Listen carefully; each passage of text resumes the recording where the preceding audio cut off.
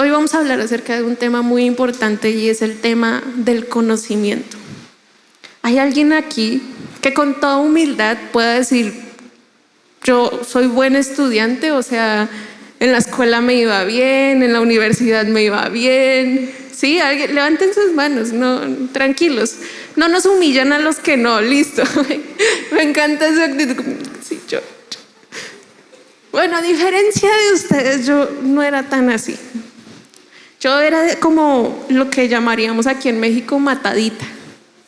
Ni tanto, porque no me mataba tanto. Más bien aprendí ya de grande a esforzarme un poquito más. Pero lo que todo este verso está hablando es, prácticamente había una costumbre, y era que había una comida que era sacrificada a los ídolos, y después de que era sacrificada a los ídolos, era ofrecida para que las personas pudieran comerlo de manera cotidiana. Y había un grupo de cristianos específicamente que afirmaba que como estos ídolos realmente no eran dioses, porque así es, no pecaban comiendo esta comida. Sin embargo, había otros que pensaban lo opuesto, que si comían esa comida era como si estuvieran adorando a ese dios falso o a ese ídolo al cual había sido sacrificado. Y Pablo comienza a decirles: no somos más si comemos o no comemos, pero está mostrando el motivo principal, y es que podía que unos tuvieran una conciencia fuerte y dijeran: no pasa nada, no siento que esté pecando porque no es así, y otros decían: sí pasa. Pablo les decía: lo que importa es la responsabilidad que tenemos como hermanos el uno al otro de guardarnos y de edificarnos en amor. Y quiero que volvamos a leer entonces el verso, es el verso 1. El conocimiento trae orgullo, mientras que el amor edifica. El verso 3 dice: el que cree que sabe algo todavía no sabe como debiera saber, pero el que ama a Dios es conocido por él. Y vamos a leer juntos la NTV, y les prometo que ya vamos a llegar al punto de todo. La NTV dice los mismos versículos: sin embargo, mientras que el conocimiento nos hace sentir importantes, es el amor lo que fortalece a la iglesia. Entonces quiero preguntarles por un momento: ¿qué los hace a ustedes sentir adquirir conocimiento? Toda esta semana, por alguna razón, Juan ha estado buscando videos de trivias de qué tanto sabes, y historia universal, banderas de países, cosas raras. Y lo primero que yo le dije: bueno, no, yo conocimiento general no. O sea, a mí no me pregunten de nada, por favor, porque voy a dejar en vergüenza a mi familia. Pero cuando uno saca una respuesta bien, nuestra reacción es como: uy, ¿ves? Era eso.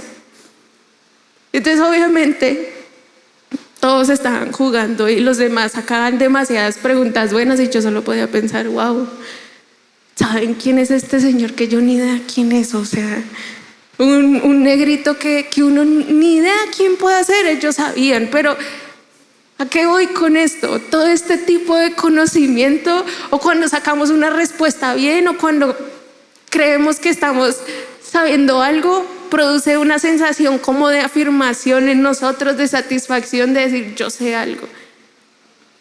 Pero ahora quiero que ustedes piensen: ¿qué los hace sentir o qué les produce tener conocimiento acerca de algo?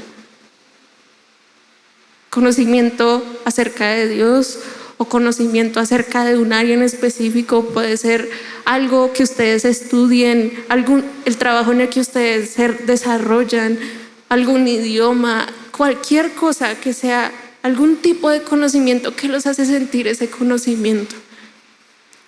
O aún más, ¿cómo los hace sentir las habilidades que el Señor les ha dado? Tal vez son buenos tocando algún instrumento, Tal vez son buenos hablando con la gente. Hay personas que son muy buenas hablando con la gente, que se les da, y hay otros que nada que ver. Pero, ¿qué nos hace sentir todo esto que sabemos? ¿Y cuál es el motivo por el cual buscamos el conocimiento? ¿Saben? Muchas veces basamos lo que somos en lo que sabemos. Y Pablo estaba diciendo, el conocimiento envanece. Esto no quiere decir que entonces nadie va a aprender nada y nadie va a saber nada. No, él estaba tratando de enfocarlos. ¿Cuál debería ser el deseo de adquirir conocimiento? Y no es envanecernos. Ahora, ¿qué es envanecernos? Envanecernos es sentirnos más importantes, es satisfacer nuestro orgullo, es basar lo que somos en lo que sabemos, en lo que somos buenos. Y Pablo les decía, sí, ustedes pueden saber que comer comida sacrificada a los ídolos no tiene nada de malo, pero ese conocimiento solo los hace sentir orgullosos de ustedes mismos, pero no está edificando a la iglesia. Y creo que muchas veces vivimos nuestra fe como si fuera una fe individual y no colectiva, en el sentido de que todo lo que el Señor nos ha dado, nos lo dio no para que vivamos para nosotros mismos, sino para Él. Y por tanto, vivir para Él representa que tengo una responsabilidad con las personas que me rodean, que son mis hermanos en Cristo. Y todo lo que el Señor ha puesto en mí es un regalo de gracia. Y mi deber como cristiano y como miembro del cuerpo de Cristo es edificar a mis hermanos. Recuerdo hoy que volví a estudiar un poquito el tema, me acordaba de cuando recién llegué de vivir por un tiempo llegué a Torreón después de haber vivido por un tiempo en la ciudad.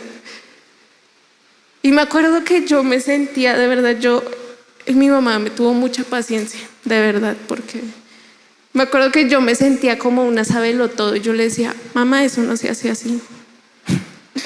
Podía hacer cualquier cosa, podía ser de cocina, de la Biblia, en la iglesia. Y claro, yo había pasado como año y medio viviendo aquí, sirviendo en la iglesia, y mi actitud no fue nada correcta, porque yo le decía, no mamá, pero es que allá no lo hacen así. Mamá, pero tú no deberías hacer esto así. Y saben, yo sé que mi mamá, en lugar de que yo la estuviera edificando, ella se sentía como, ¿a qué te mandé? ¿No? O sea, ¿qué fuiste a hacer allá porque nada cambió? O sea,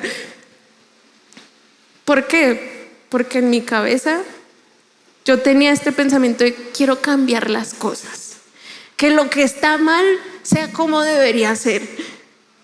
Y yo creía que me las sabía todas. Y si bien podía tener una que otra razón en algunas cosas, todo lo que yo había aprendido perdía valor porque no iba acompañado de amor. Y de la misma manera a veces podemos encontrarnos con una persona y esta persona, no sé si les ha pasado, viene y les cuenta algo y ustedes le dicen lo que se supone que deberían de decirle en ese momento, pero si lo que les están diciendo a esa persona no va acompañado de amor, ¿realmente para qué hacemos las cosas? O tal vez muchos de aquí han tenido la oportunidad o tienen la oportunidad de compartir la palabra de Dios en una célula o enseñar en algún lugar o incluso compartir cierto tipo de conocimiento o poner sus habilidades al servicio de alguien más, pero todo carece de valor cuando no va acompañado de amor. Y si no va acompañado de amor, va acompañado de egoísmo. Y quiero que piensen, cuando buscan más al Señor, cuando leen la Biblia, cuando buscan conocer al Señor en Capacitación Destino, ¿qué hacen con el conocimiento que el Señor les da de Él? Porque uno puede jactarse de que se supo todas las respuestas en un examen. Seguramente todos acaban de pasar por examen en capacitación destino, los que están en capacitación destino. Y a veces uno es como, me supe todo. Pero de nada sirve saber todo si ese conocimiento solo está haciendo que tengamos una cabeza grande pero un corazón pequeño. Y saben, el problema que Pablo estaba tratando con la iglesia era un sentido de orgullo y de unidad. Porque ellos estaban viviendo un cristianismo pensando de manera individual y no como una familia. Y hay algo muy increíble de la iglesia, y es que el Señor nos unió. Y si el Señor, esto es tan increíble porque si Cristo es la persona más importante de nuestras vidas y Él nos unió, no hay relación más hermosa que la relación que podemos tener como iglesia. Y que este verso nos muestra algo tan especial. Todos somos parte de una iglesia, todos tenemos algo que aportar. Hay dos caminos que todos nosotros podemos tomar: es el camino del orgullo o el camino del amor. Porque nuestra naturaleza siempre va a estar inclinada, nuestra naturaleza carnal, hacia el egoísmo, hacia el orgullo, hacia hacer las cosas para engrandecernos, para buscar nuestra gloria, para sentirnos mejores que alguien más, para sentirnos importantes. Y quiero que podamos evaluar todos los que estamos aquí, nuestro corazón a la luz de la palabra, y pensar cuál ha sido mi actitud frente a lo que el Señor, por su gracia, ha puesto en mi vida. Porque aún nada de lo que tenemos nos pertenece. Nada, sea una habilidad que ustedes tengan, sea inteligencia, sea conocimiento, nada, todo ha sido, la Biblia dice que todo don viene de Dios, quien es el creador de todo, todo lo bueno que hay en nosotros. O sea, nadie aquí se creó a sí mismo, nadie aquí dijo voy a ser inteligente, voy a ser una persona disciplinada. Y aún cuando hayan logrado ser disciplinados, era la pura gracia de Dios obrando en nuestras vidas. Y si no hemos recibido nada, si no hemos adquirido nosotros, sí, ahí está, nada, sino que todo lo hemos recibido del Señor, entonces, ¿por qué nos gloriamos como si nosotros lo hubiéramos adquirido? ¿Y cómo se ve el orgullo en nuestras vidas? Se ve cuando no hacemos las cosas desde el amor y anhelando buscar el beneficio de nuestros hermanos, sino pensando en cómo eso me hará sentir importante.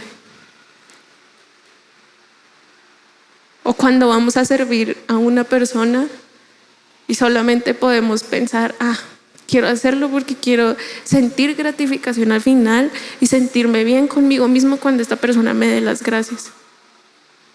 El orgullo se ve cuando pensamos que sabemos muchas cosas y más que los demás, y eso nos hace sentir mejores. El orgullo se refleja en nuestras vidas cuando pensamos que lo que sabemos define quiénes somos. Y entonces el día en el que sentimos que no sabemos algo es como, o en el que vemos más bien a alguien que sabe más que nosotros, es como si nuestra identidad o nuestro sentido de seguridad se viera afectado solo porque estamos viendo que hay una persona que sabe mucho más que nosotros.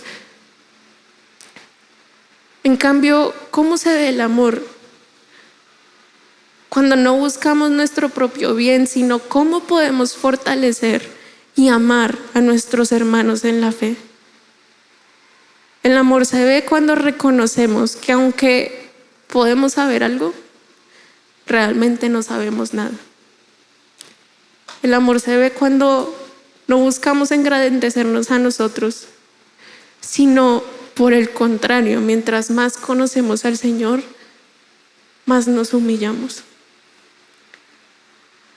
Conocer más del Señor en lugar de darnos un sentido de importancia como de falsa, o de seguridad, ¿cómo puedo decirlo? De orgullo.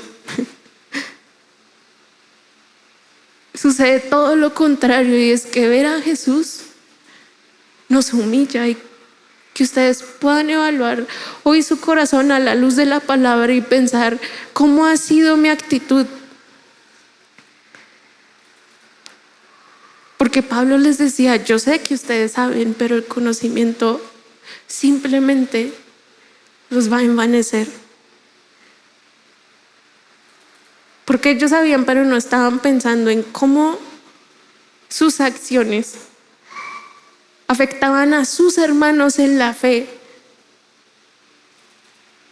Y a veces tenemos esta actitud como, no, pero esto no es pecado. ¿Y qué sucedería si entonces hiciéramos eso que para nosotros no es pecado frente a un hermano que tiene una conciencia débil? Y al final del capítulo dice que el que peca contra su hermano peca contra Cristo porque le pertenece. Pero nuestra cabeza solamente logra pensar en qué me conviene a mí, quién soy yo, pero no en cómo lo que podemos hacer afecta a todos los que nos rodean. Digamos, en ese momento en el pasado, cuando yo le decía esas cosas a mi mamá, yo solamente estaba pensando en cómo yo podía arreglar las cosas que veía mal, pero no estaba pensando que no estaba dando para nada un buen testimonio con mi mamá. Y tal vez lo que hacía estaba bien, pero la intención de mi corazón no era lo correcta. Y como no venía cargado desde el amor, sino desde una posición de falsa importancia y de orgullo, terminó teniendo el resultado opuesto. Y entonces, en el verso siguiente, el verso 2, dice: el que afirma que lo sabe todo, en realidad no es que sepa mucho. Pero la persona que ama a Dios es a quien Dios reconoce. Y versos anteriores, Pablo dice: nadie se engaña a sí mismo. En el capítulo 3, si alguno entre ustedes se cree sabio en este siglo, hágase ignorante para que llegue a ser sabio. El verdadero conocimiento no es creer que lo sabemos todo, porque a veces actuamos de esa manera. Y cuando nos acercamos a la palabra, se nos es difícil leer la Biblia y entender lo que Dios quiere hablarnos, porque nos acercamos con un pensamiento, yo ya sé. O cuando alguien nos dice algo que tenemos que escuchar, pero que no nos gusta escuchar, nuestro pensamiento es, ya sé. O sea, yo sé lo que está bien, no me tienes que decir nada. Y Pablo les estaba diciendo, si alguien cree que lo sabe todo, realmente no lo sabe nada. No sabe nada. ¿Y cuál es el verdadero conocimiento entonces? Que aunque podemos saber algo, realmente no sabemos nada. Y sé que parece un trabalenguas, pero medítenlo y tendrá sentido. Y saben, todo este tipo de conocimiento, el conocimiento que nos hace creer que sabemos todo, trae orgullo a nuestro corazón. Orgullo hacia el Señor, primeramente porque pretendemos que sabemos todo acerca de alguien que no puede ser conocido completamente. No porque el Señor se oculte de nosotros, sino porque Él es tan grande y tan maravilloso como para que nuestra mente humana pueda comprender y conocerlo en su totalidad. Y la humildad nos guardará de este tipo de pensamiento de creer que ya sabemos y que no tenemos necesidad de que alguien nos enseñe. Y ustedes pueden decir, no, pero yo no actúo así, yo sí dejo que las personas me enseñen, yo sí escucho, pero quiero que piensen, digamos, cuando vienen los viernes a la reunión de jóvenes o cuando asisten a su célula, ¿qué tanto de lo que en ese momento el Señor les habla, ustedes buscan ponerlo en práctica? Porque a veces decimos sí a todo, pero la única evidencia de que realmente estamos escuchando es cuando estamos dispuestos a cambiar y cambiamos eso que el Señor nos habló. Y todo recae una y otra vez en el orgullo. Y tal vez ustedes identifican que esta es una tendencia en su corazón, que se acercan al Señor y creen que se acercan con humildad, pero realmente se acercan con un corazón orgulloso que pretende ya saberlo todo. Y este tipo de conocimiento también trae orgullo contra nuestros hermanos, porque nos hace sentir importantes, o más bien nos da una falsa importancia. Y nos impide ver que en nosotros hay egoísmo y que todo lo que el Señor puso en nosotros no lo puso con el objetivo de que nos sintiéramos mejor con nosotros mismos, ni de que fuéramos más seguros, ni de que sintiéramos que tenemos muchas habilidades, sino que todas las habilidades, todo el conocimiento, todo lo que el Señor ha puesto en nuestras vidas, lo puso con el objetivo de que pudiéramos glorificarlo, amándonos los unos a los otros.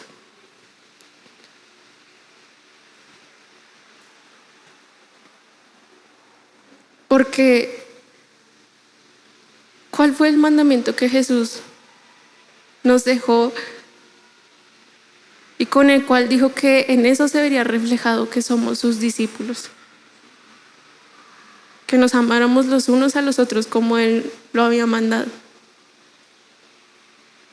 Pero saben, creo que esto es algo que el Señor nos llama a hacer, y es pensar cómo no vivimos una fe individual, sino colectiva, y cómo somos parte de un cuerpo y todos tenemos algo que aportar. Así como si una mano es importante, a veces uno diría, oh, el dedo meñique. No quería dar ese ejemplo, pero lo voy a dar.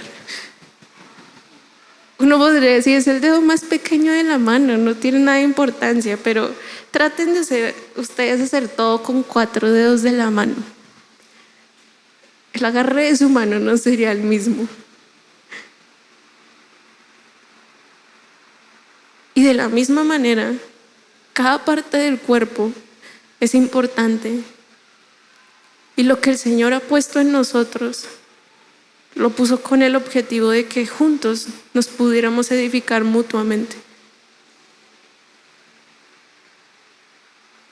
Y nos entregó conocimiento acerca de quién es Él, no para que nos engrandezcamos a nosotros mismos o nos sintamos más importantes o digamos yo sí sé y Él no sabe, sino cómo lo que el Señor puso en mí puede usarlo Dios operando aún en medio de mi debilidad para obrar en mi hermano, para edificar en mi hermano.